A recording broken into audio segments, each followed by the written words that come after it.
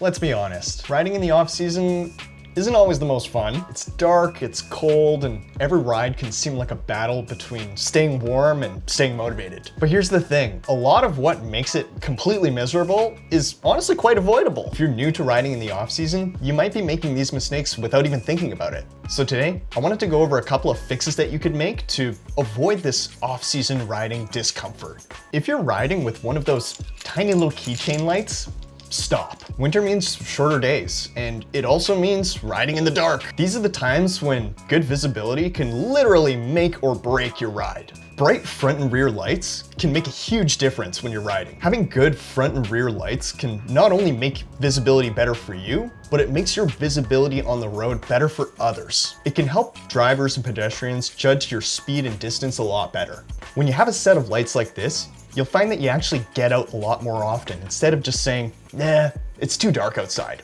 And next, I want to talk about eye protection. Winter roads are full of dirt, grime, and other road debris. Getting a piece of dirt in your eye is not fun, and it could potentially be dangerous. The thing about it is it's easily preventable. Since it is a lot darker out, clears seem like a better option for most people. The time that you could use a full-on sunglass is not very much during the day, but I do want to recommend photochromic lenses. This is one of those things that I never realized that I needed until I actually had them. And for the most part, I solely wear these during the off season. Photochromic glasses adapt to changing light conditions. You can really wear these at any time during the day. They'll protect you from rain, grime, the sun, whatever else you might need. Look, we've all done it.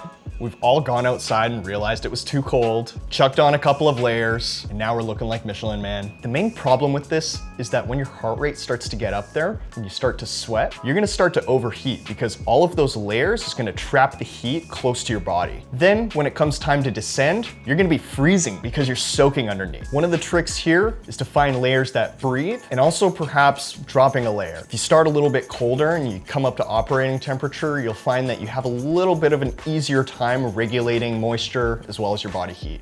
If it's cold because it's windy, chuck on a wind blocking layer. If it's clear and crisp out, just stick with a thermal layer.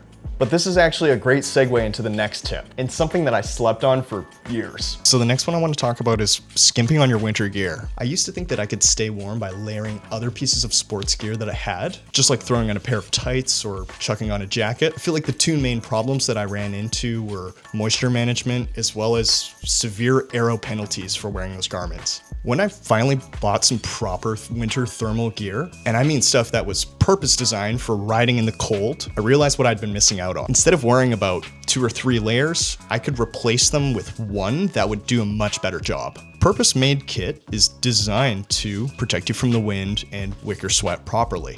You know that it's gonna work, so you can just slap it on and ride. Confidence in how you can handle those conditions is gonna do wonders for your motivation to ride. This one might be a little bit controversial for the hardcore roadies out there.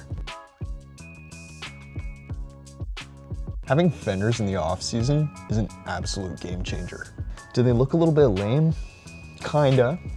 Are you gonna take an aero penalty? Definitely. But when it's raining out, these will do absolute wonders in improving the quality of your ride. These are the SKS Speed Rocker XL. They fit gravel bike tires up to size 52, and with these 45s on my bike, I've never had an issue. I'm actually shocked at how well these keep the water off of you. To expand this tip slightly, winterizing your bike in general is just a great idea, but I know not everybody's bike will allow for bigger tire clearance. If you're able to fit a larger or more weather appropriate tire, that can vastly extend the life of your season. And so with that said, I hope people are finding good ways to keep riding even when the weather starts to turn. Even if the weather does get rougher, you can usually see some spectacular sunsets around this time, and there's nothing that really beats that feeling of riding outside. If you have any key tips that you think I miss, let me know what they are. Perhaps we could all benefit from those tips. If you like this video, please hit the subscribe. It really helps my channel, and thanks for stopping by.